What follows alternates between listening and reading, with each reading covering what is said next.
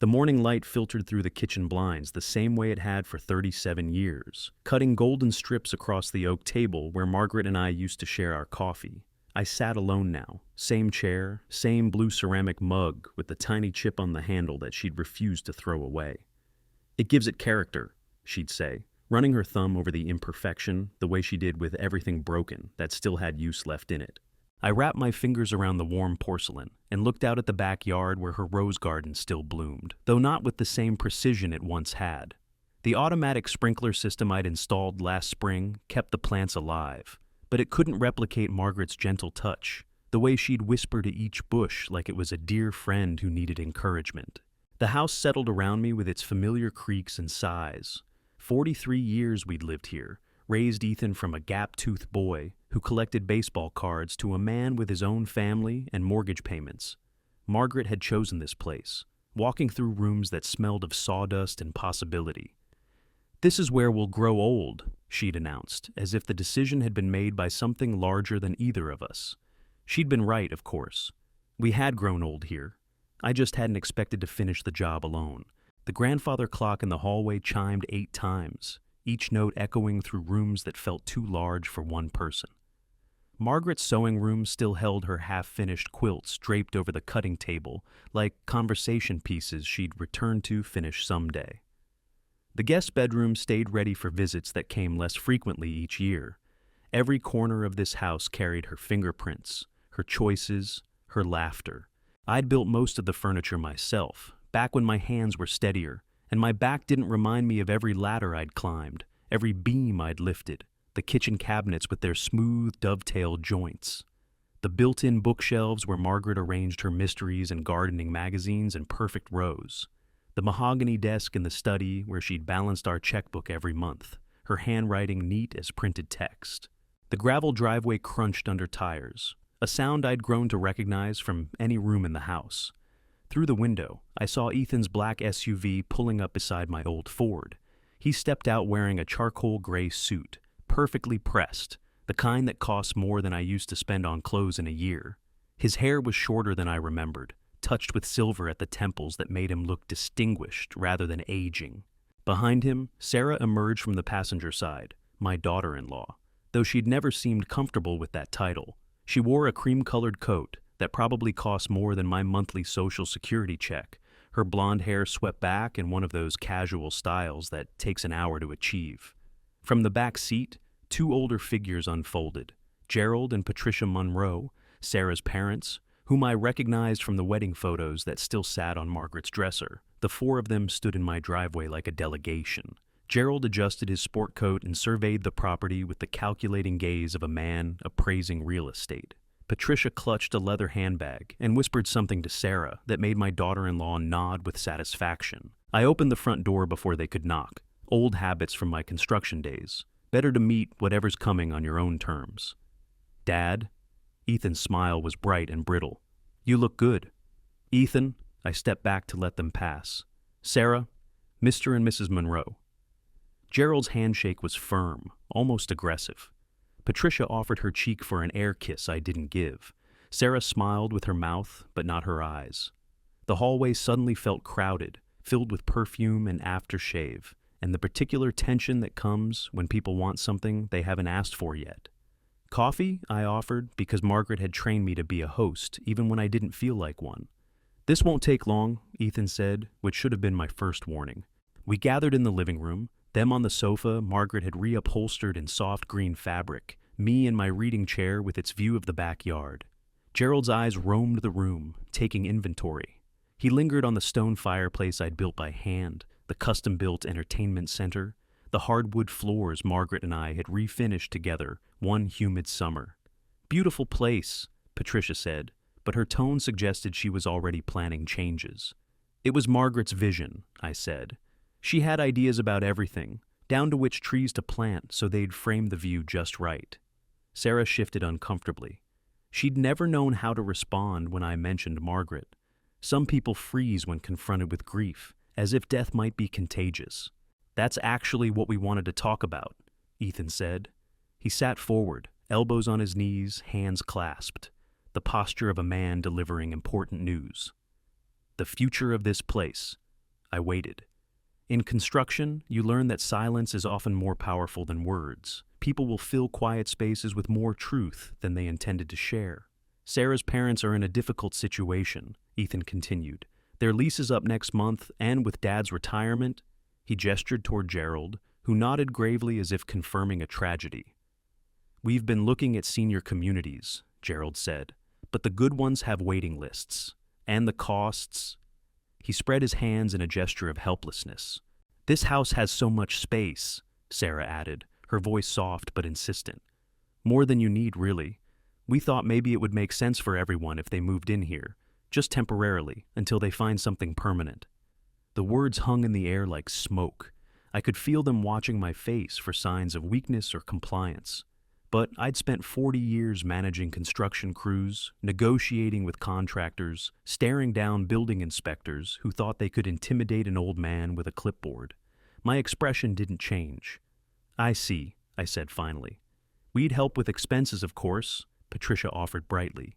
Utilities, groceries, and I could help with the cooking and cleaning. This place is so big for one person to manage.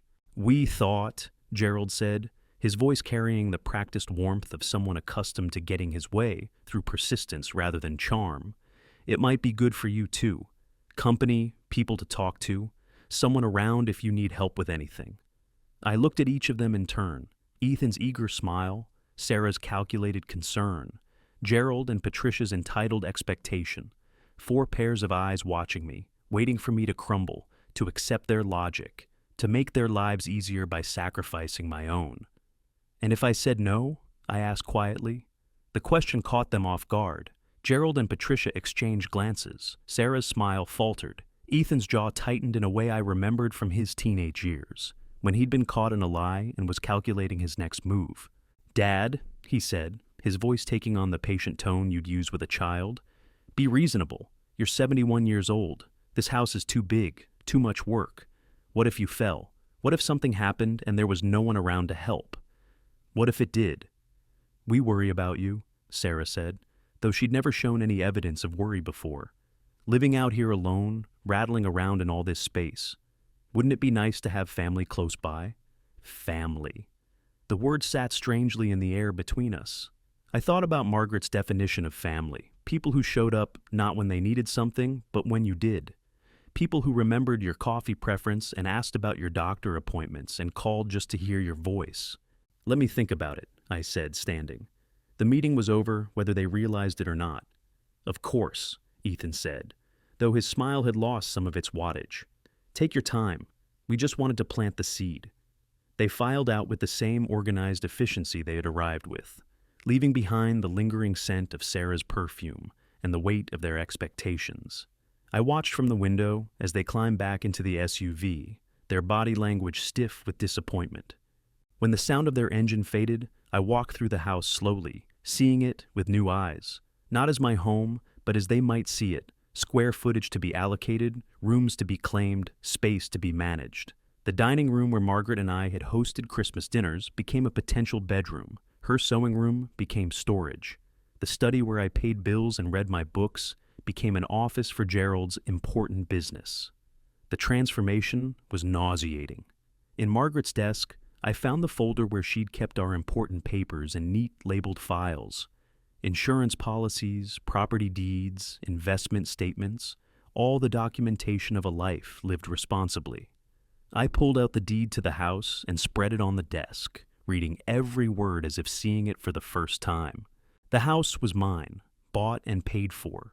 No mortgage, no liens, no legal obligation to anyone but myself. Ethan could ask, could plead, could guilt me all he wanted, but he couldn't take what belonged to me, not unless I let him. I was about to close the folder when my fingers brushed against something unexpected. An envelope tucked behind the deed, one I'd never seen before. It was addressed to me in Margaret's careful handwriting, but the return address made my blood chill. Whitmore and Associates, Estate Planning. Inside was a letter dated 3 months before Margaret's death, along with a copy of a document I'd never seen. A revised will, one that left the house not to me, as I'd always assumed, but to Ethan directly. Margaret's signature was clear at the bottom, witnessed and notarized. But there was something else, A note in her handwriting, paper clipped to the will. Richard, if you're reading this, then Ethan found this before I could destroy it. I changed my mind about this will the next day, but the lawyer never sent me the corrected version. The real will is in the safe deposit box. Don't let him use this. M. My hands shook as I read it again. Margaret had drafted this will during her illness, when the pain medications had left her confused and frightened about my ability to manage alone. But she'd reconsidered, had tried to correct it. The lawyer had apparently sent this version by mistake, and Ethan had seen it. I thought back to his visit today, the careful way he'd surveyed the room, the entitled confidence in his voice. He thought he already owned this house. He was just waiting for me to die or become incapacitated enough that he could claim it. The phone rang, jolting me from my thoughts. Ethan's voice was warm and casual when I answered. Dad, I just wanted to follow up on our conversation. Have you had a chance to think about what we discussed? I'm still thinking, I said carefully. Good, good. You know, I was going through some of Mom's old papers the other day. Tax documents, that sort of thing. Did you know she'd consulted with an estate planning attorney before she died? I found some paperwork that might interest you. There it was, the threat wrapped in casual conversation. Is that so? Yeah, maybe we should go over it together sometime. Make sure everything's in order. I looked at the forged will in my hands, at Margaret's note warning me about this exact moment. Maybe we should, I said. I've been going through papers myself, found some interesting things. There was a pause on the other end of the line. When Ethan spoke again, his voice had cooled slightly. I'm sure you have. Well, no rush. We'll talk soon. After he hung up, I sat in Margaret's chair and stared at the document spread before me. For 37 years, I'd trusted my son implicitly. Even after Margaret's death, even through the months of his absence and neglect, I'd made excuses for him. Grief affects people differently, I'd told myself. He needs time. But this wasn't grief. This was calculation. I folded the fake will carefully and placed it back in the envelope. Then I picked up the phone and dialed a number I'd memorized 40 years ago. Marcus Henley's office, a voice answered. This is Richard Dalton, I said. I need to see Marcus. Today, if possible. It's about protecting what's mine. As the afternoon light slanted through the windows, casting long shadows across Margaret's desk, I began to understand that the war for my home, for my dignity, for my right to live and die on my own terms, had already begun. But unlike my son, I'd been building things to last my entire life, and I had no intention of letting this one fall down. If you want to see part 2, comment next to let us know. Marcus Henley's office occupied the second floor of a brick building downtown, the kind of solid, unpretentious space that inspired confidence rather than awe. I'd known Marcus for 25 years. He'd handled my construction contracts, kept my business out of 3 frivolous lawsuits, and once talked a city zoning board into reversing a decision that would have cost me $500,000. If anyone could help me navigate this mess, it was him.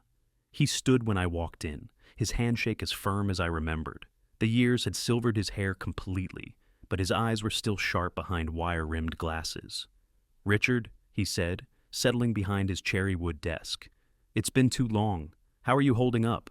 I pulled out the envelope and placed it on his desk. Someone's trying to steal my house, Marcus. Someone I trusted. He studied the documents for a long time, his expression growing darker with each page. When he finished, he leaned back and removed his glasses, cleaning them with deliberate care. This is sophisticated, he said finally. Whoever did this knew enough about estate law to make it look legitimate.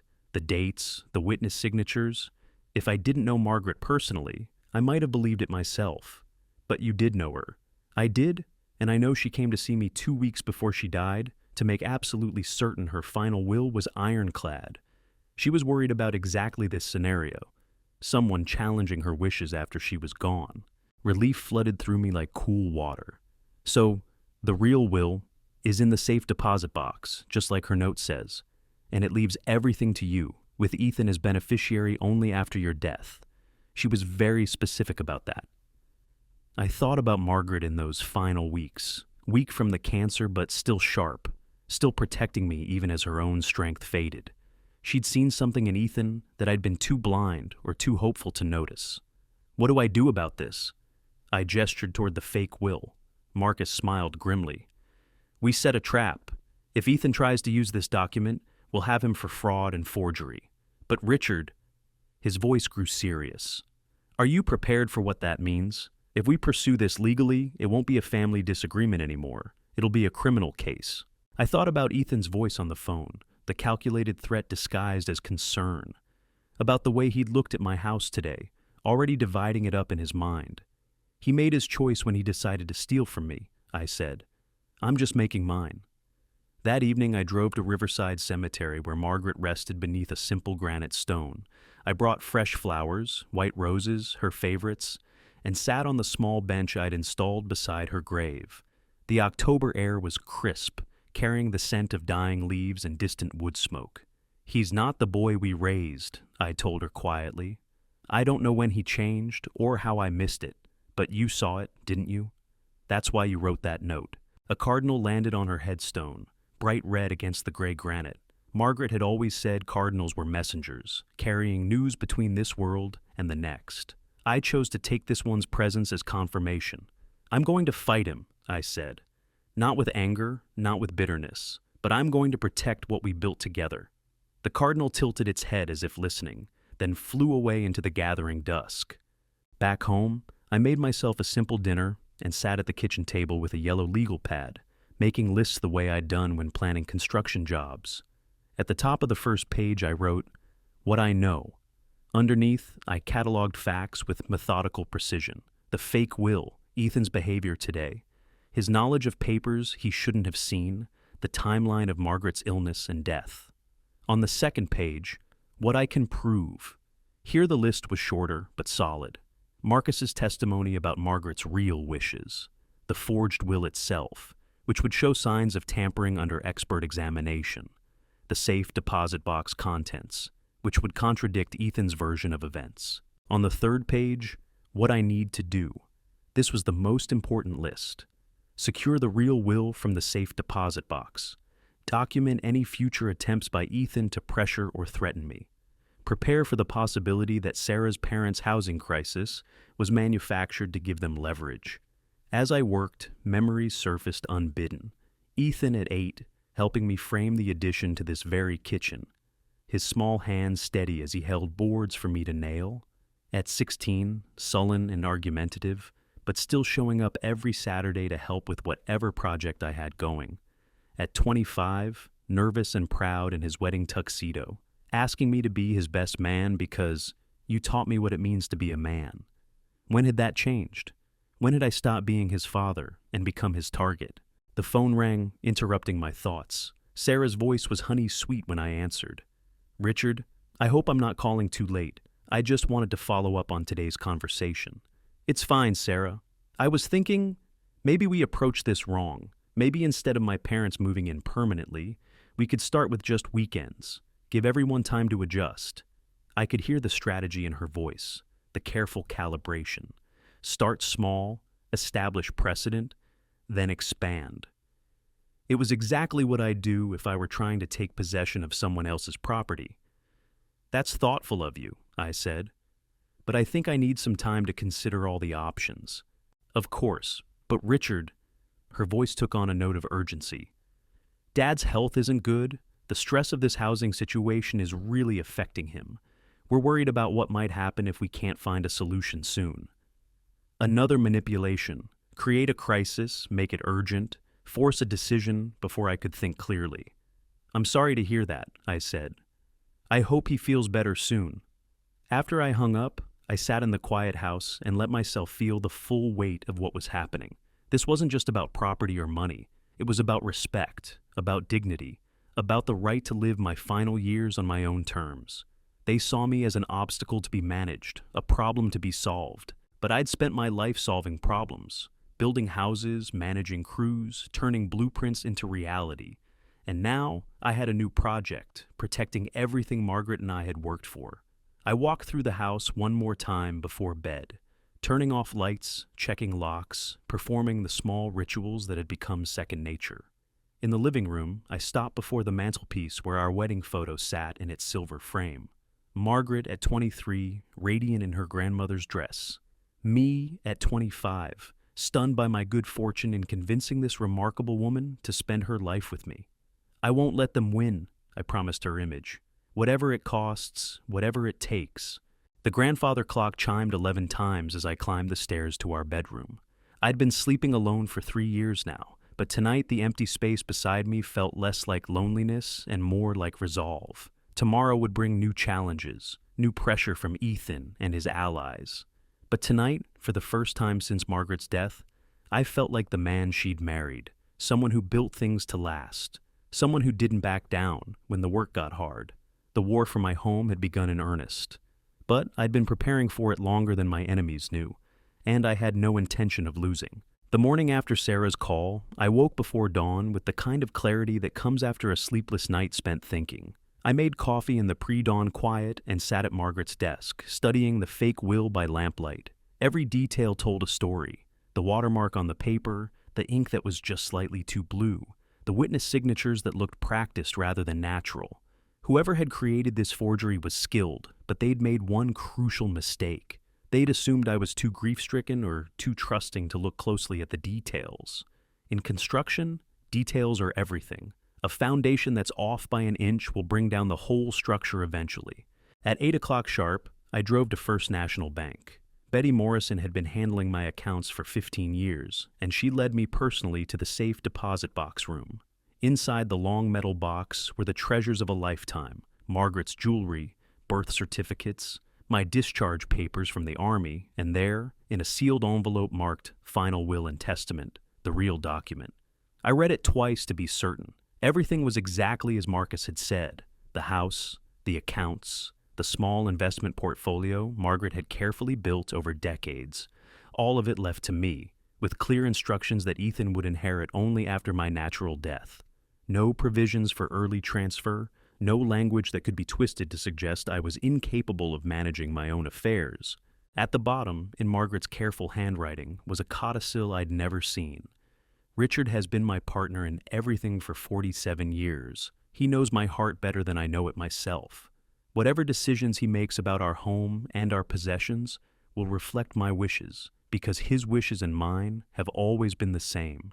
I had to stop reading for a moment, overcome by the weight of her trust, her protection of me, even from beyond the grave. Back home, I called Marcus and arranged to have the real will copied and notarized.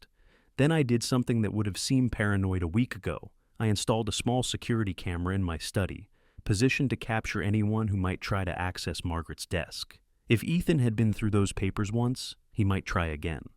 The afternoon brought another visitor. Gerald Monroe arrived alone, driving a silver Mercedes that looked out of place in my working-class neighborhood. He knocked with the confidence of a man accustomed to being welcomed wherever he went. "Richard," he said when I opened the door, extending his hand. "I hope you don't mind me stopping by. I wanted to talk to you man to man." I led him into the living room, but didn't offer coffee. He sat on the edge of the sofa, leaning forward with his elbows on his knees, the posture of someone delivering a sales pitch. "I know this housing situation puts you in an awkward position," he began. "The last thing Patricia and I want is to impose on family. But the truth is, we're running out of options." "What about other family? Your side, I mean." His smile flickered. "Patricia's sister lives in California. Our son is overseas with the military. You and Margaret, you were the closest thing we had to family here." The way he said "were" instead of "are" didn't escape my notice. "I've been thinking about Ethan's proposal," I said carefully. "It's generous of you all to be concerned about me rattling around in this big house." "Exactly, and we could help with that. Patricia loves to cook, and I'm handy with repairs. We wouldn't be freeloaders." "I'm sure you wouldn't." I paused, studying his face. "Gerald, can I ask you something? How long have you known about Margaret's will?" The question hit him like a slap. His composure cracked for just an instant, long enough for me to see the calculation underneath. "I'm not sure what you mean," he said slowly. "I mean the will that leaves this house to Ethan. The one he found in Margaret's papers." Gerald's eyes sharpened. "Richard, if there's a will that affects the family's future, don't you think we should all discuss it openly?" "Absolutely," I said. "When would you like to meet with my lawyer?" He hadn't expected that. Whatever game they were playing, they'd assumed I would be passive, manageable. The suggestion of lawyers changed the entire dynamic. "I don't think we need to involve attorneys," he said quickly. "This is a family matter. Family matters involving property and inheritance are exactly what attorneys are for." He stood to leave, his friendly mask slipping completely. "Richard, I hope you'll think carefully about the decisions you make in the coming weeks. Sometimes what seems like independence is actually isolation, and isolation can be dangerous for a man your age." After he left, I sat in my chair and let the threat settle over me. Not physical danger. They were too smart for that. But social isolation, financial pressure, the slow erosion of my support system until I had no choice but to accept their help. That evening, I called my neighbor Tom Hendricks. Tom was my age, a retired firefighter who'd lived next door for 12 years. He and his wife Ellen had been good friends to Margaret and me, the kind of neighbors who noticed when your newspaper piled up or your porch light burned out. "Tom," I said when he answered, "I need to ask you a favor. If you see anyone around my house when I'm not home, would you give me a call?" "Everything all right, Dick?" "Family complications. Nothing dangerous, but I want to be careful." "You got it. Ellen and I'll keep an eye out." The next morning brought the call I'd been expecting. Ethan's voice was crisp and businesslike. "Dad, I think we need to have a family meeting. Sarah's parents are getting pressure from their landlord, and we need to make some decisions." "What kind of decisions?" "About the house, about Mom's will, about what's best for everyone involved." There it was, the moment when the gloves came off. "All right," I said. "When and where?" "Tomorrow night, 7 o'clock, here at our place." "I'll be there." But first, I had preparations to make. I spent the day organizing documents, making copies, preparing for a conversation that would determine the next chapter of my life. Marcus had offered to accompany me, but I'd declined. This was something I needed to handle myself. That evening I sat in Margaret's chair and wrote her a letter I would never send. "Dearest Margaret, tomorrow. I go to war with our son. I know that would break your heart, but I also know you'd understand. You saw this coming before I did, didn't you? That's why you hid that note, why you made sure the real Will was safe. I'm not angry anymore. Anger is too small for what this has become. This is about everything we built together, not just the house, but the life inside it, the values we tried to teach him, the respect we thought we'd earned. If I have to choose between keeping our son and keeping our dignity, I choose dignity, because the son worth keeping wouldn't make me choose. I love you, I miss you, and I'm going to protect what's ours. Forever yours, Richard." I folded the letter and placed it in the desk drawer next to the fake will. Tomorrow, one way or another, this would all be over. The grandfather clock chimed midnight as I turned off the lights and climbed the stairs. In our bedroom, I laid out my best suit, the navy one Margaret had bought me for Ethan's wedding. Whatever happened tomorrow, I would face it dressed like the man she'd married, not the victim they expected me to become. The war was about to begin in earnest. But I'd spent a lifetime building things that lasted, and I had no intention of letting this one crumble without a fight. Ethan's house sat in one of those suburban developments where every lawn looked like it had been measured with a ruler, and every mailbox matched the architectural guidelines. I pulled into his driveway at 7 sharp, the navy suit feeling like armor against what was coming. The front door opened before I could knock. Sarah stood there in a silk blouse and pearls, her smile as polished as her manicure. "Richard, thank you for coming. We're so glad we can finally sit down and work this out like family." The living room had been arranged like a boardroom. Ethan sat at one end of the coffee table with a leather portfolio open in front of him. Gerald and Patricia flanked him on the sofa, their faces wearing expressions of practiced concern. An empty chair faced them, obviously meant for me. I remained standing. "Would you like something to drink?" Sarah asked. "Coffee? Water?" "I'm fine." Ethan gestured toward the chair. "Please, Dad, sit. We have a lot to discuss." "I'll stand, thanks." Something flickered across his face. Annoyance, maybe, or surprise that I wasn't following his script. He opened the portfolio and pulled out a sheaf of papers. "Dad, I know this is difficult, but we need to talk about Mom's will." "Which will would that be?" He blinked. "The will she made before she died. The one I found in her desk." "Ah, that will."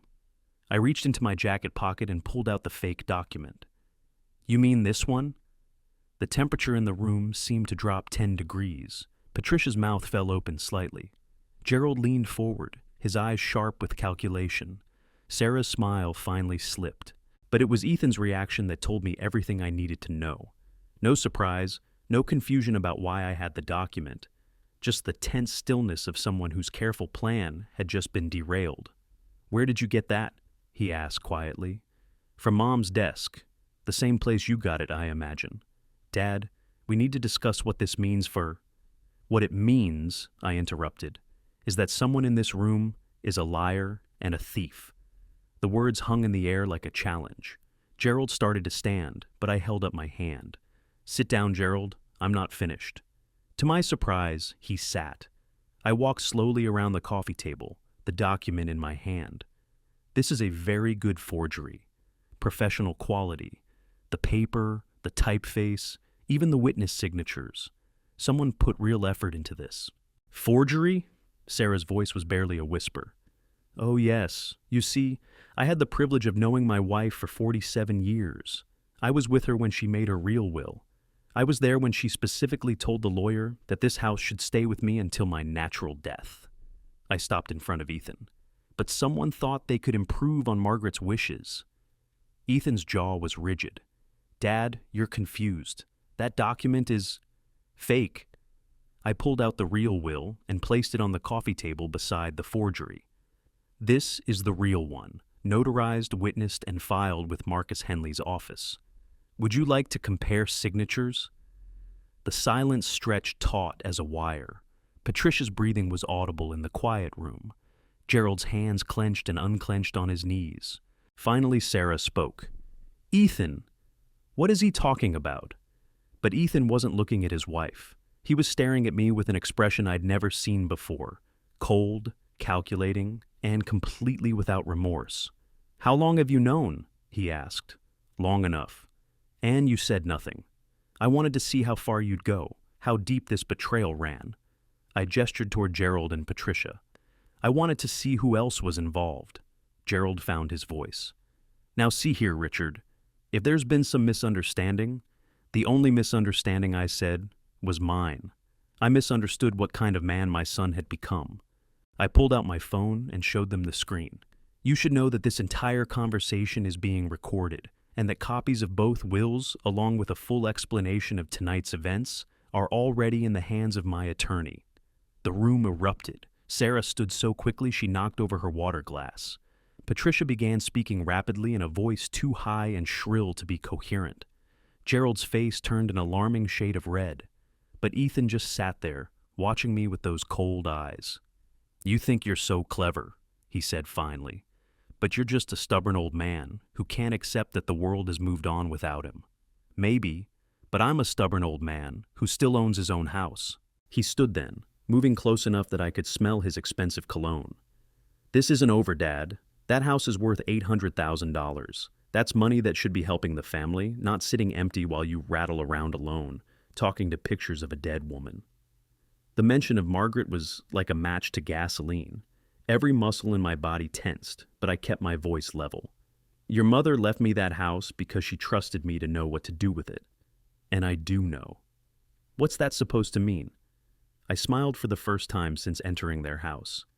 "It means I'm donating it to the Veterans Housing Initiative, effective immediately." The words hit the room like a physical blow. Sarah actually staggered. Gerald's mouth worked soundlessly. Patricia let out a small whimper, but it was Ethan's reaction that satisfied me most. For the first time in the entire conversation, he looked genuinely shocked. "You can't," he whispered. "I can, and I have. The paperwork was filed this afternoon. The house now belongs to an organization that will use it to help homeless veterans get back on their feet. People who actually deserve it. Dad, please, you can't do this to your own family." "I'm not doing this to my family," I said quietly. "My family wouldn't have forged my wife's will. My family wouldn't have lied to me for months. My family wouldn't have tried to steal the last connection I have to the woman I loved." I walked toward the door, then turned back. "You want to know the really sad part, Ethan? If you just asked, if you come to me honestly and said you were worried about my living alone, if you talked to me like a son instead of scheming like a stranger, I might have considered it. But you chose to lie. You chose to steal. And now you get to live with the consequences." "Dad, wait." but I was already outside, breathing the cool night air. Behind me, I could hear raised voices, accusations, the sound of a family tearing itself apart. I drove home slowly, taking the long way around the lake. The house would be gone tomorrow, not stolen, but given freely to people who would honor it. The money from the sale would go to veterans who needed shelter, not to children who felt entitled to inherit while their parents still lived. At home, I sat in Margaret's chair and looked at our wedding photo. For the first time in 3 years, I felt like the man she'd married, someone who built things to last, someone who protected what mattered, someone who didn't let bullies win just because they were family. The phone rang. Ethan's number. I let it go to voicemail. Then Sarah called, then Gerald, then Patricia. I turned off the phone and sat in the peaceful quiet of my house for one more night. Tomorrow, it would belong to people who understood the difference between a gift and a theft, between family and exploitation. But tonight, it was still mine, still filled with Margaret's presence, still holding 47 years of love and laughter, and the kind of marriage that builds something worth protecting. The grandfather clock chimed 9 times. In the morning, I would sign the final papers. I would pack the things that mattered and leave the rest for the veterans who would make this place a home again. And somewhere, Ethan would be learning what it felt like to have his carefully laid plans crumble to dust. It wasn't revenge, it was justice. And sometimes, justice is the greatest gift you can give to the people you love, even when they're too lost to appreciate it. The morning after the confrontation, I woke to 17 missed calls. Ethan had tried 12 times, Sarah 5. There were also text messages, increasingly desperate as the night wore on. "Dad, we need to talk, please. You can't be serious about the donation. This affects Sarah's family too. Think about what you're doing, call me back, we can work this out." I deleted them all without responding. The doorbell started ringing at 7:30. Through the window, I could see Ethan's SUV in the driveway, but I didn't answer. The ringing continued for 10 minutes, then stopped. His voice came through the door, muffled but audible. "Dad, I know you're in there. We need to fix this. The lawyers say the donation papers can be reversed if we act quickly." The lawyers. Of course they had already consulted lawyers. I made coffee and toast, ate at the kitchen table, and watched through the window as Ethan paced the driveway, phone pressed to his ear. Eventually he got back in his car and left, but not before leaving an envelope wedged in the doorframe. Inside was a single sheet of paper with Gerald's letterhead. Apparently he had some kind of consulting business. The letter was brief and to the point.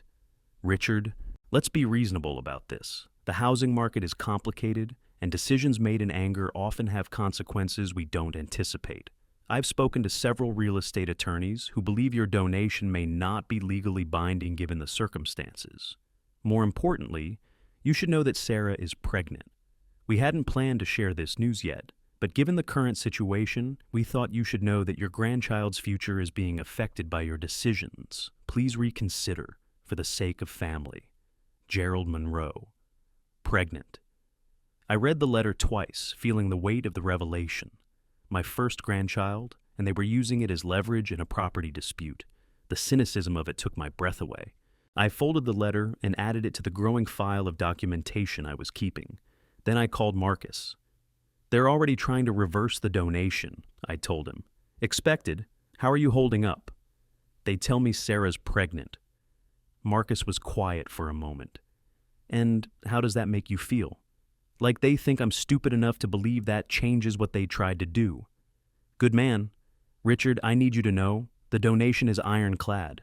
The Veterans Housing Initiative is a legitimate 501c. 3. The paperwork is filed correctly, and the transfer is legal. They can spend all the money they want on lawyers, but they're not getting that house back." At noon, Tom Hendricks knocked on my door. His face was grim. "Dick, you've got visitors. Sarah and another woman I don't recognize. They're sitting in a car across the street, just watching your house." I looked through the window. Sarah sat in the passenger seat of a red Honda, dabbing at her eyes with a tissue. The driver was a woman in her 50s with graying hair and a stern expression. "Thanks for the heads up, Tom. You want me to go talk to them?" "No, let them sit." They stayed for 2 hours. I went about my business, reading the paper, organizing papers, starting a load of laundry. Every time I passed a window, they were still there, watching. Waiting for what? I couldn't imagine. At 3 o'clock, my phone rang. Unknown number. Mr. Dalton, this is Carol Martinez with the Veterans Housing Initiative. I understand you've made a very generous donation. I have. Sir, I'm calling because we've received several calls today from people claiming to represent your family. They're suggesting that the donation was made under duress, or that you may not have been competent to make such a decision. My jaw tightened. What kind of calls? Anonymous tips to our board members, suggestions that we should investigate the circumstances. One caller claimed you have dementia. The brass of it was staggering. When they couldn't reverse the donation legally, they'd try to destroy my reputation and competency. Ms. Martinez, would you like me to come in and speak with your board directly? That would be wonderful, actually. Would tomorrow at 10 work? I'll be there. After I hung up, I walked to the window. The red Honda was gone, but I had no doubt they'd be back. That evening, I sat down and wrote 3 letters. The first was to my doctor, requesting copies of my recent medical records and a letter confirming my mental competency. The second was to my bank, requesting documentation of all transactions for the past year to prove I hadn't been coerced or manipulated financially. The third was to Ethan. Son, I want you to understand something. The donation of the house isn't punishment, it's protection. I'm protecting Margaret's memory from being turned into a commodity. I'm protecting the home where we built our life together from being treated as nothing more than square footage and market value. You forged your mother's will. You lied to me for months. You brought strangers into our family dispute and used them to pressure me. These aren't the actions of a son who loves his father. These are the actions of someone who sees his father as an obstacle to overcome. I know about Sarah's pregnancy. Congratulations. I hope you'll be the kind of father to that child that I tried to be to you.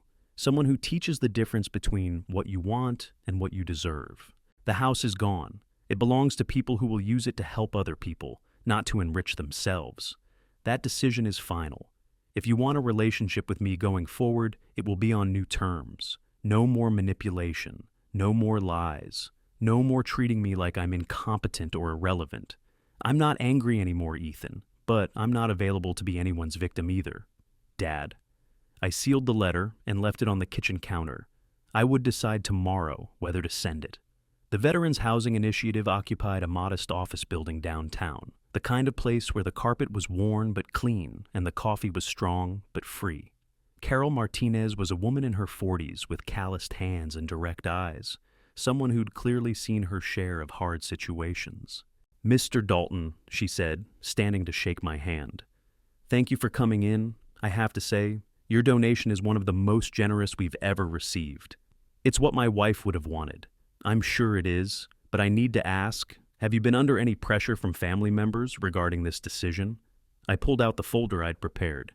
Ms. Martinez, here are my medical records for the past 2 years. Here's a letter from my doctor confirming that I have no cognitive impairment. Here are my financial records showing that I made this decision independently, without coercion. She reviewed the documents carefully.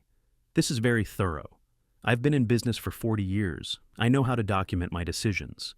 Mr. Dalton, can I ask why you chose to donate the house rather than sell it and donate the proceeds? I thought about Margaret, about the rose garden she'd tended, about the rooms where we'd laughed and argued and made love and grown old together. Because houses need families, Ms. Martinez, and families need houses. I'd rather see veterans building new lives in those rooms than see it sit empty or be carved up into rental units. She nodded slowly. We'll take very good care of it. I know you will. That afternoon, I drove past the house one last time. A small sign had already been installed by the front door.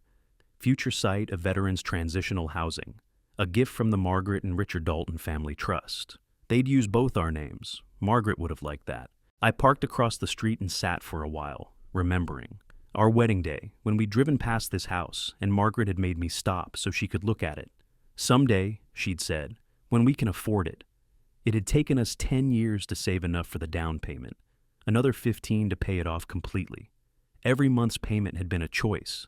This house instead of a vacation, this security instead of a new car. We'd built our life around this place, room by room, year by year. And now it would shelter others who needed a chance to build something lasting. My phone buzzed, a text from Ethan. Dad, I'm coming over. We need to talk.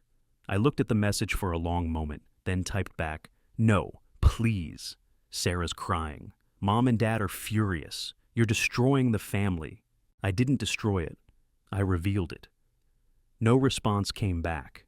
As I drove away from the house, I felt something I hadn't experienced in months.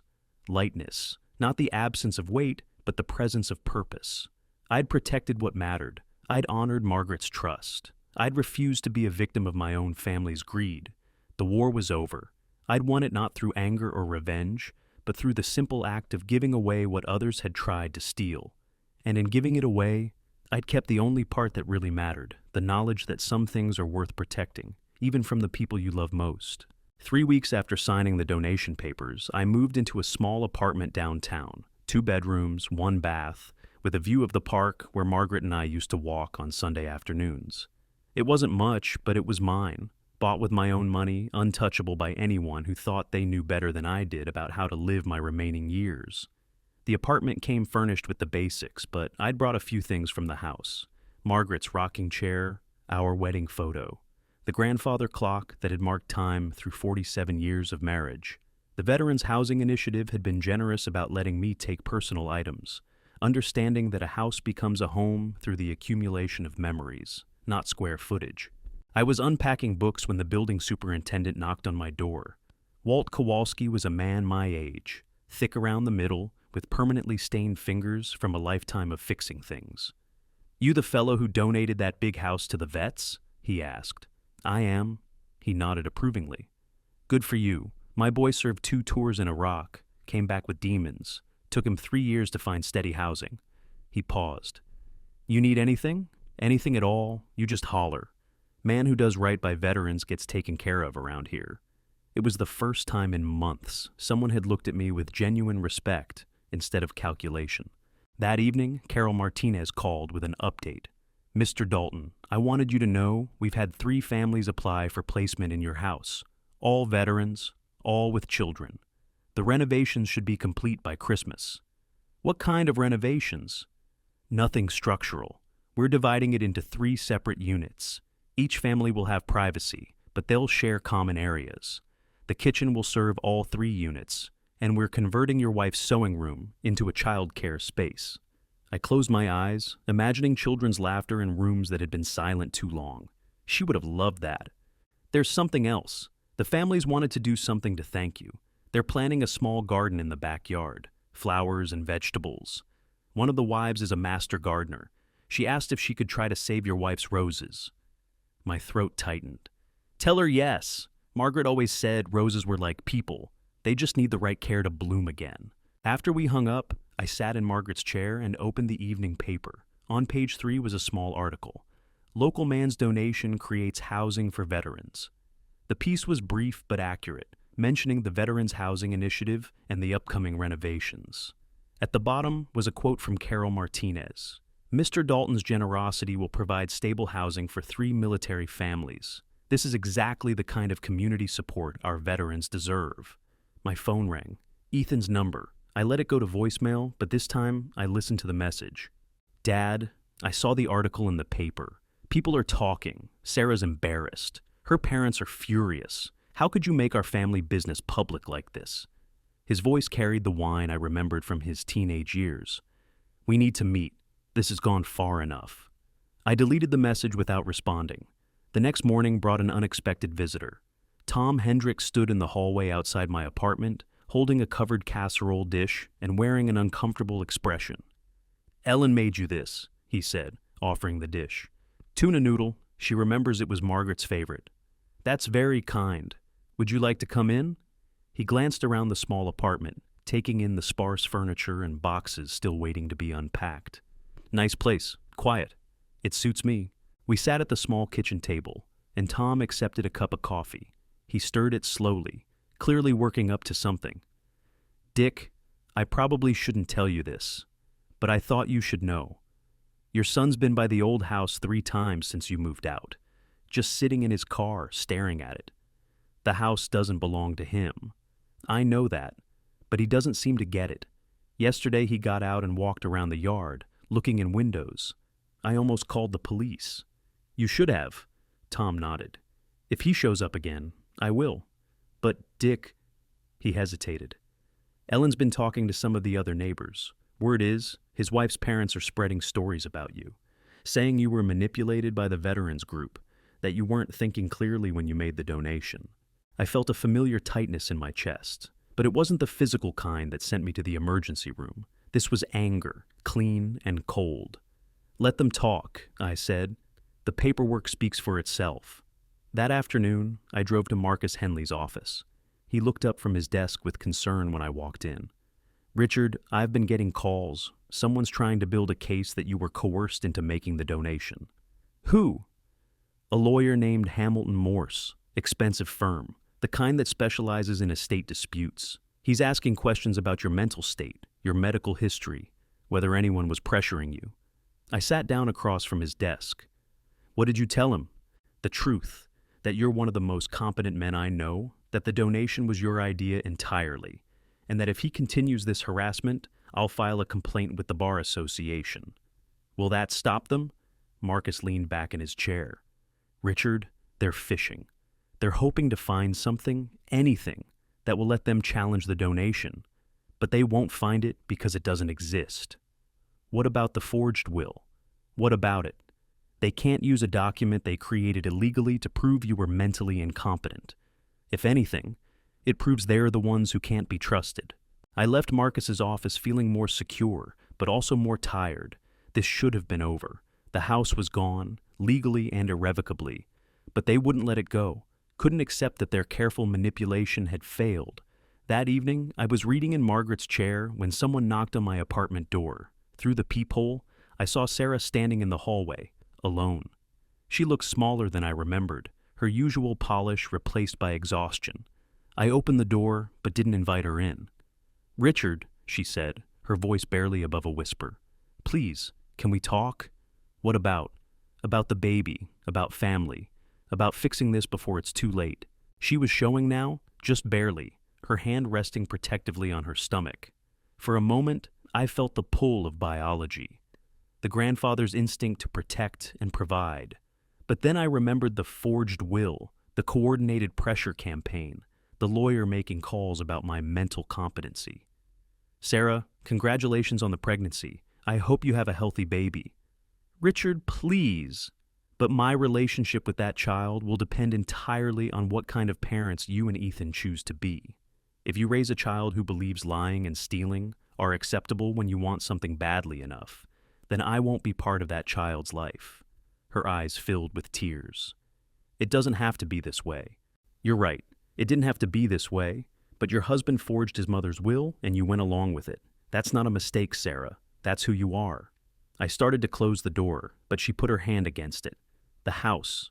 We could share it. The veterans and us. There's enough room for everyone. The house belongs to people who earned it through service and sacrifice, not people who think they're entitled to it through blood and manipulation. This time I did close the door. She stood in the hallway for several minutes, and I could hear her quiet crying through the thin walls. Eventually, her footsteps faded down the corridor. Later that night, I called Carol Martinez. Ms. Martinez, this is Richard Dalton. I need you to know that my family is going to continue trying to reverse the donation.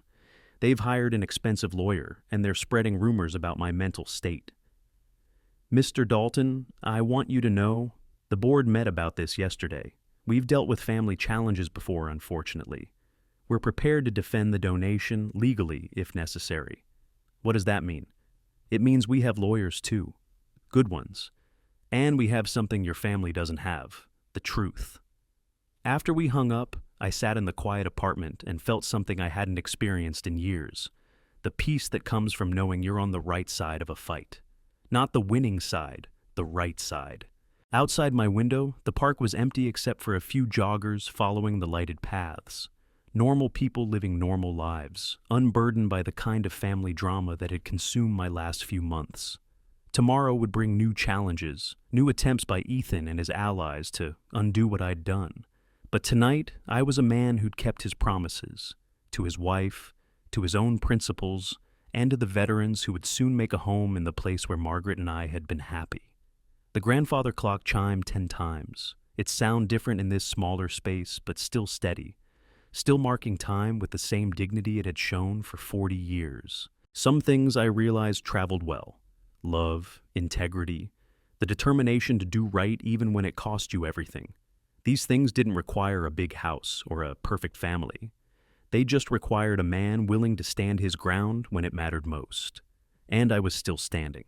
Christmas morning arrived gray and cold, with the kind of bitter wind that cuts through jacket fabric and finds every gap in your defenses. I made coffee in my small kitchen and sat by the window, watching the park where a few hardy souls walked their dogs despite the weather. The grandfather clock chimed 8 times. Its sound somehow warmer in this smaller space, more intimate. I'd been living in the apartment for 2 months now, and the rhythm of it had settled into something comfortable. Walt Kowalski had become a friend of sorts, stopping by every few days to check on things and share coffee that was always too strong and stories that were usually worth hearing. The other tenants had adopted me as a kind of building grandfather, asking advice about leaky faucets and loan applications with the casual intimacy of people who see each other in the laundry room. It wasn't the life I'd planned, but it was a good life, simple, honest, mine. The phone rang, interrupting my morning quiet. Carol Martinez's voice was bright with excitement. "Mr. Dalton, I hope I'm not calling too early. I wanted you to know the first family moved into the house yesterday. The Rodriguez family, he served 3 tours in Afghanistan. She's a nurse. They have twin boys, 6 years old." I closed my eyes, imagining children's voices in the kitchen where Margaret and I had shared 47 years of breakfast conversations. How are they settling in? Like, they can't believe it's real. Maria Rodriguez spent an hour in the garden yesterday, crying over your wife's roses. She says they're the most beautiful plants she's ever seen. Margaret always said, "Roses remember kindness." There's something else. The family wanted to write you a letter, but they weren't sure how to reach you. Would it be all right if I passed along your address? Of course. After we hung up, I dressed carefully, the same navy suit I'd worn to confront Ethan, now pressed and ready for Christmas service at St. Mark's. Margaret and I had attended there for 30 years, sitting in the same pew, listening to the same pastor deliver the kind of sermons that reminded you why love mattered more than being right. The church was fuller than usual, families crowded together in holiday finery, children fidgeting through the opening hymns. I sat alone near the back, but not lonely. The familiar liturgy washed over me like a benediction, words worn smooth by repetition, but no less true for their familiarity. During the pastor's sermon about gifts freely given, my mind wandered to the house, to 3 military families discovering what it meant to have a place that belonged to them. Not rented, not temporary, but genuinely theirs for as long as they needed it. Margaret would have loved knowing that our bedroom was now home to those twin boys, that her sewing room had been transformed into a space where children could play, while their parents worked towards stability. After the service, I stood in the narthex, shaking hands and accepting Christmas wishes from people who'd known Margaret and me as a couple. Several mentioned the newspaper article about the donation, their words carrying genuine admiration, rather than the calculated interest I'd grown accustomed to from my own family. "Richard," said Eleanor Webb, an elderly woman who'd sung in the choir with Margaret, "that was a beautiful thing you did. Margaret would be so proud." Walking back to my car, I found an envelope tucked under the windshield wiper. My name was written on it in careful block letters. Inside was a single sheet of paper with a short message. "Mr. Dalton, my name is Sofia Rodriguez. My husband Miguel and I and our boys Carlos and Diego moved into your house yesterday. I wanted you to know that we understand what you gave us. Not just a house, but a chance to start over, to build something lasting. The roses in the garden are the most beautiful I have ever seen. I promise to take care of them the way your wife would have wanted. We will never forget your kindness. With gratitude and love, the Rodriguez family, P.S. Carlos asked me to tell you that his new room has a window that looks right at the big tree with the tire swing. He says it must be a magic tree because it makes him feel brave." I sat in the car for a long time, holding the letter, remembering the day I'd hung that tire swing for Ethan. He'd been 7 years old, gap-toothed and fearless, climbing higher than Margaret thought was safe.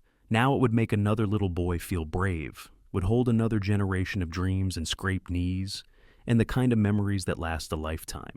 The drive home took me past the old house. I hadn't planned it, but muscle memory guided the car down familiar streets until I found myself parked across from the place where I'd spent most of my adult life. The Veterans Housing Initiative had done beautiful work. The exterior looked exactly the same, but there were subtle signs of new life. Bicycles on the porch, a basketball hoop mounted above the garage door, windows glowing with the warm light of families settling in for Christmas afternoon. As I watched, a small boy, Carlos, I assumed, ran into the backyard, followed by his brother. They were bundling snow into balls, their laughter carrying across the cold air. In the kitchen window, I could see adults moving around, probably preparing the kind of feast that transforms a house into a home. A tap on my passenger window startled me. Ethan stood beside the car, hands jammed in his coat pockets, breath visible in the cold air. I rolled down the window. "Dad?" "Ethan, I've been coming here every few days, trying to figure out what you were thinking." I looked at him. Really looked. The expensive clothes couldn't hide how thin he'd gotten, or the dark circles under his eyes. He looked like a man who hadn't been sleeping well. "And what did you figure out?" He glanced toward the house, where the boys were now building a snowman in what had once been Margaret's rose garden. "That maybe I never really knew you at all. Or maybe you forgot who I was." He leaned against the car, suddenly looking older than his 43 years. "Sarah left me." The words hung in the cold air between us. I felt no satisfaction, only a deep sadness for the mess he'd made of his life. "I'm sorry to hear that." "She took the baby and moved in with her parents. Says she can't trust me anymore, that if I'd lie to my own father, I'd lie to anyone." "She's probably right." He flinched but didn't argue. "The lawyers want to keep fighting the donation. Gerald's convinced we can find some angle, some way to prove you weren't competent. And what do you want?" For a long time, he didn't answer. The boys' laughter continued in the background, a sound of pure joy that seemed to highlight the misery in my son's face. "I want my wife back," he said finally. "I want to meet my child. I want to stop being the kind of man who steals from his own father." "Then stop." "It's not that simple." "It's exactly that simple, Ethan. You tell the lawyers to drop the case. You apologize to the people you've hurt. You start being the man your mother raised you to be instead of the man you chose to become." He was quiet for so long, I thought he might walk away without saying anything else. But then he straightened, pulling something from his jacket pocket. An envelope, worn and creased as if it had been handled many times. "I found this in Mom's jewelry box. It's addressed to me." I recognized Margaret's handwriting immediately. The envelope was sealed, my son's name written in the careful script she'd used for important things. "Have you read it?" "I can't." His voice was barely a whisper. "I'm afraid of what it says." I understood. Margaret had always been our moral compass, the one who could see through pretense to the truth underneath. A letter from her would be like facing judgment from someone whose opinion mattered more than anyone else's. "Ethan, your mother loved you more than her own life. Whatever that letter says, it comes from love." He handed me the envelope through the car window. "Will you read it to me?" My hands shook slightly as I opened it. The letter was brief, written in the shaky handwriting of her final weeks. "My dearest Ethan, if you're reading this, then I'm gone, and your father is alone. I need you to know that he will need you more than he'll ever admit. Not your money or your help with the house, but your presence, your respect, your love. I've watched you grow into a successful man, and I'm proud of what you've accomplished. But success without character is just dressed-up failure. I pray that when you face the choice between what you want and what's right, you'll choose what's right. Your father is the best man I've ever known. He built our life with his own hands, protected our family with his own strength, and loved me with his whole heart for 47 years. If you want to honor my memory, honor him. Be the son he deserves, not the one he fears you've become. All my love always, Mom." When I finished reading, Ethan was crying, quiet tears that he didn't try to hide. We sat in silence for several minutes, watching the boys play in the snow, listening to the sound of a family being happy in the house where Margaret and I had been happy. "Dad," he said finally, "I'm going to call off the lawyers." "Good. And I'm going to try to get Sarah back, not by fighting this, but by becoming the kind of man she can trust again. Better?" He wiped his eyes with the back of his hand. Would you maybe want to get coffee sometime? Not to talk about the house or money or any of that. Just to talk, like we used to." I looked at my son, the boy who'd helped me build the tire swing that was now making another child feel brave, the man who'd lost his way but might still find his way back. "I'd like that," I said. He nodded and started to walk away, then turned back. "Dad, I'm proud of what you did with the house. Mom would be proud too." As he disappeared around the corner, I sat in the car and felt something I hadn't experienced in months. Hope. Not for myself. I'd found my peace in this smaller life, in the knowledge that I'd protected what mattered, but hope for him, for the possibility that people can change when they finally understand what they've lost. The sun was setting, painting the snow-covered yard in shades of gold and pink. Through the kitchen window, I could see the Rodriguez family gathered around what had once been my dining room table, holding hands for what looked like grace before their Christmas meal. I started the car and drove home to my apartment, where Walt Kowalski was waiting in the lobby with a plate of his wife's Christmas cookies and an invitation to watch the football game in his apartment. "Merry Christmas, Dick," he said as we climbed the stairs together. "Merry Christmas, Walt." It wasn't the Christmas I'd planned, but it was a good Christmas. Simple, honest, mine. And in a house across town, 3 military families were celebrating their first Christmas in a place that belonged to them, where children could feel brave and parents could build something lasting. Margaret would have loved that most of all. The grandfather clock in my apartment chimed 6 times as evening settled over the city. Tomorrow would bring its own challenges and possibilities. But tonight, I was exactly where I belonged. A man who'd kept his promises, protected what mattered, and discovered that sometimes losing everything you thought you wanted is the only way to find what you actually need. The war was over, not because I'd won, but because I'd learned the difference between victory and peace. And peace, I'd discovered, travels light. 6 months after Christmas, I received a phone call that changed everything again. The voice on the other end was young, nervous, and achingly familiar, despite the fact that I'd never heard it before. "Grandfather, this is Emma. Emma Dalton. I'm your granddaughter." I nearly dropped the phone. "Emma, Dad gave me your number. I hope that's okay. I'm 18 now, and I've been wanting to meet you for a really long time." The words tumbled out in a rush, as if she'd been practicing them. I sat down heavily in Margaret's rocking chair, my mind reeling. "Emma," I said slowly, "I don't understand. Ethan never mentioned—" "He wouldn't have. Mom and Dad got divorced when I was 3. He remarried Sarah when I was 10, but Sarah never wanted me around much. I've been living with my mom in Oregon." My first granddaughter. Not Sarah's unborn baby, but a young woman who'd been part of my family for 18 years without my knowledge. The depth of Ethan's deception took my breath away. Are you all right?" I managed. She laughed, a sound so much like Margaret's that my heart clenched. "I'm fine. More than fine. I just graduated high school, and I got into Portland State. But I wanted to meet you first. I wanted to know about my family." We talked for 2 hours. Emma told me about her life in Oregon, her love of gardening inherited from a grandmother she'd never met, her plans to study environmental science. She had Margaret's curiosity, her way of asking questions that went straight to the heart of things. "Grandfather, why didn't Dad ever tell you about me?" The question hung between us, heavy with implications I wasn't sure how to explain. "Your father and I had some difficulties over the years. I think he was afraid I might not approve of his choices.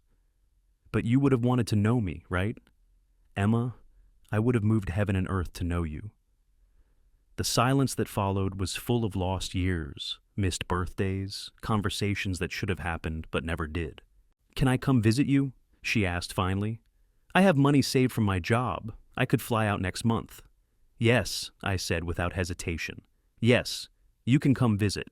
After we hung up, I sat in the apartment that had felt perfectly sized for one person and realized it was about to become too small.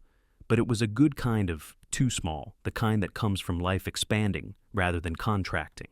I called Ethan immediately. He answered on the first ring, as if he'd been waiting. "Dad, Emma said she was going to call you." 18 years, Ethan. 18 years I could have known that girl." His voice was quiet, ashamed. "I know. I was young when she was born, and when Lisa and I divorced, it got complicated. Then when I married Sarah, she made it clear that Emma wasn't welcome in our new life, and I went along with it." That girl just told me she wants to study environmental science. She grows vegetables in her dorm room window. She's been working since she was 16 to save money for college. She's remarkable. Takes after her grandmother that way. She takes after both her grandmothers, and she should have known us. I know, Dad. I know I screwed up. Again. But this time, there was something different in his voice. Not the defensive anger I'd grown accustomed to, but genuine remorse. The kind that comes from understanding what you've lost, not just what you've been caught doing. Ethan, I want Emma to come for a visit, but this apartment isn't suitable for a house guest. Dad, what are you saying? I'm saying I need a bigger place. And I'm saying that if you want to help your daughter and your father get to know each other, this might be your chance to do something right. 2 weeks later, Ethan helped me move into a small house in the Riverside neighborhood. 2 bedrooms, a kitchen big enough for 2 people to cook together, and a backyard perfect for the kind of garden Emma had described in our phone calls. It wasn't the old house on Maple Street, but it was home-sized, not apartment-sized. He didn't say much during the move, just carried boxes and assembled furniture with the quiet efficiency of a man trying to earn his way back into grace. When we finished, I made coffee and we sat on the back porch, looking at the empty garden plot. Dad, Sarah had the baby, a boy. She named him Michael. How are they?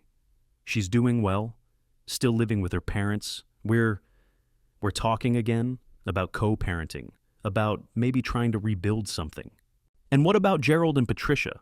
Are they still threatening to sue over the house? Ethan shook his head. I told them to drop it, made it clear that if they continued, I'd testify against them. They weren't happy, but they backed off. We sat in comfortable silence for a while, watching the afternoon light slant across the yard. Emma's coming next week, I said. I know, she's excited, a little nervous too, I think. She should be. I'm planning to spoil her rotten. For the first time in months, Ethan smiled. Not the practiced expression I'd grown to distrust, but the genuine grin I remembered from his childhood. She'll love that. And Dad, thank you for giving me another chance, for not shutting me out completely. Everyone deserves a chance to do better, son. The question is what they do with it. Emma arrived on a Tuesday morning in May, stepping off the plane with Margaret's eyes and her own mother's smile. She was taller than I'd expected, with the kind of confident posture that comes from being raised by a strong woman. When she hugged me at the baggage claim, I felt something in my chest that had been broken for years finally click back into place. You look exactly like your pictures, she said, studying my face. What pictures? The ones Dad showed me, from when you and Grandmother were young. She'd brought gifts, a photo album her mother had kept of me and Margaret from, before Ethan's first marriage. Pictures I'd never seen of us at family gatherings, holiday dinners, ordinary moments that had somehow been preserved by a daughter-in-law I'd barely known. Mom always said you and Grandmother had the kind of marriage she hoped to find someday, Emma told me, as we flipped through the album. She said Grandmother talked about you like you hung the moon. Your grandmother was the remarkable one. I just had the good sense to hold on tight. That first week, Emma and I fell into an easy rhythm. She was curious about everything. The house, the neighborhood, the stories I could tell about her father's childhood. But more than that, she was helpful in ways that felt natural rather than forced. She insisted on cooking dinner every night, filling the kitchen with smells that reminded me of Margaret's cooking, but with her own touches. Dad never learned to cook, she told me, stirring a pot of chili that smelled like heaven. Said it was women's work, but my mom taught me it was just life work, something everyone should know how to do. On Thursday, we drove to the Veterans Housing Initiative. Emma had asked to see the old house, and I thought it was time I saw what had become of it too. Carol Martinez met us in the driveway, beaming as she introduced Emma to the 3 families who now called the place home. The Rodriguez boys, Carlos and Diego, were bigger now, confident in the way children become when they have a place that truly belongs to them. They showed Emma the tire swing, the treehouse Miguel had built in the old oak, the vegetable garden they had expanded into what had once been my tool shed. Your grandfather saved our lives, Maria Rodriguez told Emma. Not just with the house, but with hope. He showed us that sometimes strangers become family. In the backyard, Emma knelt beside Margaret's rose garden, now tended by 3 military wives who'd formed their own gardening club. The roses were fuller than ever, blooming in colors I'd forgotten they could produce. They're beautiful, Emma whispered, touching a yellow bloom with careful fingers. Your grandmother would be so proud, I said. She always said roses remembered kindness. Can I take a cutting to plant at your new house? I think she'd like that. That evening, Emma and I sat on the back porch of my new house, planning the garden we'd plant together. She'd sketched out a design that included vegetables, herbs, and a corner dedicated to roses grown from Margaret's garden. Grandfather, why did Dad really keep me away all these years? I'd been dreading this question, but I owed her honesty. Your father was trying to build a new life, and he thought the past would complicate it. He was wrong, but by the time he realized that, too much time had passed. He was ashamed. Are you angry with him? I considered the question carefully. Was I angry? I'd been, certainly. But sitting here with this remarkable young woman, planning a garden together, anger felt like a luxury I could no longer afford. I'm disappointed, I said finally. But anger is exhausting, Emma, and life's too short to carry that weight when you don't have to. Do you think he's really changed, or is he just saying what he thinks you want to hear? It was a question that showed wisdom beyond her years. I think people can change if they want to badly enough, and I think losing you and losing Sarah and the baby might have finally shown him what really matters. I hope so. I'd like to have a relationship with him, with all of you. Then we'll work on that together. On Emma's last day, Ethan came for dinner. It was awkward at first, a father, daughter, and grandfather trying to navigate relationships that had been broken, hidden, and recently repaired. But Emma had inherited more than Margaret's eyes. She had her gift for making people feel comfortable, for asking the right questions at the right moment. Dad, tell me about when you were little. What was it like growing up with grandfather? And slowly, carefully, Ethan began to share stories I hadn't heard him tell in years. The time he'd tried to help me fix the roof and had fallen through the ceiling into our bedroom. The camping trips where he'd insisted on carrying his own pack, even though it was bigger than he was. The way Margaret had made him practice piano every day until he could play for Elise perfectly for her birthday. Your grandfather taught me everything I know about building things, Ethan told Emma. How to measure twice and cut once. How to make something that will last. But I didn't teach you why we build things, I said quietly. I should have spent more time on that. Why do we build things, grandfather? I looked at this young woman who'd appeared in my life like a gift I didn't know I'd been waiting for, and at my son who was trying to find his way back to the man he could have been. We build things because we love something or someone enough to want it to last. A house, a marriage, a family. The materials don't matter as much as the reason you're building. After Emma flew back to Oregon, promising to return for Christmas, I felt the particular sadness that comes after a perfect visit ends. But it wasn't the hopeless sadness of permanent loss. It was the bittersweet ache of love that stretches across distance and time. Ethan had stayed to help me clean up the dinner dishes, and we worked in companionable silence for a while. Dad, I know I can't undo the last 18 years, but I want to try to do better going forward. That's all any of us can do, son. Emma wants me to drive out to Oregon this summer, meet her mom properly, apologize for the way I handled things when we divorced. Maybe start being the kind of father she deserved all along. That sounds like a good plan. He dried the last plate and hung up the towel with the careful precision I remembered from his childhood. And Dad, I talked to Sarah about us, about Michael, about what kind of family we want to be. She's willing to try again, but only if I prove I've really changed. How do you plan to do that? By being honest, about my mistakes, about what I learned from losing everything, about what I want to build instead of what I want to take. After he left, I sat in Margaret's rocking chair and read Emma's thank you note, written in handwriting that looked remarkably like her grandmother's. Dear grandfather, this week was everything I hoped it would be and more. You're exactly the kind of man Mom always said you were, someone who builds with love instead of ego, someone who sees the best in people even when they don't deserve it. I can't wait to come back at Christmas and help you plant the rose garden. I have a feeling grandmother is watching and she's proud of what we're building together. Thank you for letting me into your life, even after Dad kept us apart for so long.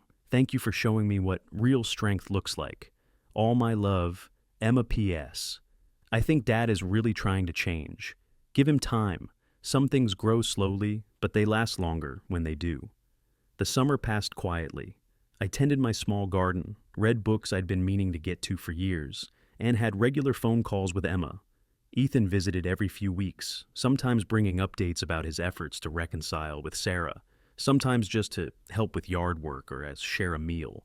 The changes in him were subtle but real. He listened more than he talked. He asked for advice instead of assuming he knew better. He spoke about Emma with the kind of pride a father should have, and about his mistakes with genuine remorse rather than defensive anger. In September, he brought Sarah and baby Michael for a visit. Sarah was different too, less polished, more genuine. Motherhood had softened her edges in ways that made her more beautiful, not less. "Richard," she said as we sat on the porch watching Michael crawl around the yard, "I owe you an apology for the will, for my parents' behavior, for thinking you owed us anything." "You don't owe me an apology, Sarah. You were protecting your family the way you thought best."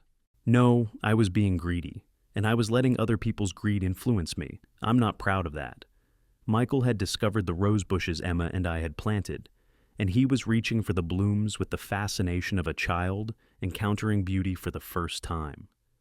"He's going to know his grandfather," Ethan said quietly, "the right way this time." "He already does," I said, watching my grandson explore the world with the fearless curiosity of someone who's never been told he couldn't have something just because he wanted it. As autumn settled over the city, I received a letter from Carol Martinez. The Veterans Housing Initiative wanted to establish a scholarship fund in Margaret's name for children of military families. Would I be willing to serve on the selection committee? I called Emma to tell her about it. "Grandmother would love that," she said immediately. "What kind of scholarship?" "Educational support for kids who want to study environmental science, agriculture, or social work, fields that help people build better lives." "Can I apply?" I laughed. "You're my granddaughter. I think that might be a conflict of interest." "Then I'll apply under Mom's maiden name. If I'm good enough to earn it, I want to earn it honestly." She was good enough. When the selection committee met in November, her application stood out not just for her grades or her essay, but for her volunteer work at Urban Gardens in Portland, her plans to study sustainable agriculture, and her vision for creating community spaces where people could grow food together. I recused myself from the vote, but the other committee members were unanimous. Emma Caldwell, she'd chosen to use her mother's name, was the first recipient of the Margaret Dalton Memorial Scholarship. "Congratulations," I told her when I called with the news. "Thank you, grandfather. This means everything to me." It would have meant everything to her, too. Christmas came again, and this time my house was full.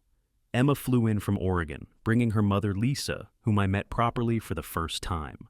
She was a quiet, thoughtful woman who'd raised an extraordinary daughter largely on her own.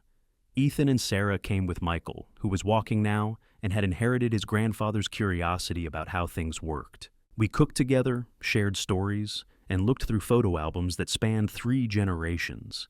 In the evening, we walked through the neighborhood to see Christmas lights, Michael riding on my shoulders the way Ethan once had. "Dad," Ethan said as we walked, "I need to tell you something. Sarah and I are getting remarried next month. Nothing fancy, just family. Would you walk her down the aisle? Her father and I still aren't speaking." "Are you sure that's what you both want?" "We're sure. We want to build something real this time. Something that includes Emma and Michael and you. Something that would make Mom proud." I looked at my son, the boy who'd once helped me hang a tire swing, the man who'd lost his way and found it again, and saw something I'd been afraid I'd never see. Integrity. I'd be honored. As we walked home through the quiet streets, Emma fell into step beside me. "You know what I love about this?" she said. "What's that?" "It's not perfect. We're not pretending the hard stuff didn't happen, but we're choosing to build something anyway." "That's what families do," I said. "The good ones anyway. They build." That night, after everyone had gone to bed, I sat in Margaret's rocking chair and looked at the Christmas tree Emma and I had decorated together. Under it were presents that represented not just gift-giving, but gift-receiving, the willingness to accept second chances, to forgive without forgetting, to build something new on the foundation of what had been broken. The grandfather clock chimed midnight, welcoming Christmas Day. Outside, snow was beginning to fall, blanketing the world in the kind of clean slate that makes everything look possible. I thought about the house on Maple Street, where 3 military families were celebrating their second Christmas in a place that belonged to them. I thought about Emma, asleep in the guest room, dreaming about the environmental science program she'd start in January. I thought about Ethan and Sarah, learning to love each other with the wisdom that comes from almost losing everything. And I thought about Margaret, whose roses would bloom again in spring, tended by hands that understood their value. Some stories end with explosions. Others end with a man sitting in a comfortable chair, listening to time pass with dignity, surrounded by the family he'd thought he'd lost forever. This is one of the latter. The war was over, not because anyone had won, but because everyone had finally learned what was worth fighting for. And what was worth fighting for, I'd discovered, wasn't property or pride or being right. It was love, the kind that builds slowly, lasts long, and creates something beautiful enough to pass on to the next generation. The grandfather clock chimed once more, marking another moment in a life well lived, a family slowly healed, and a love that had learned to travel light but endure long. Outside, the snow continued to fall, covering the world in possibility. Where are you watching this video from?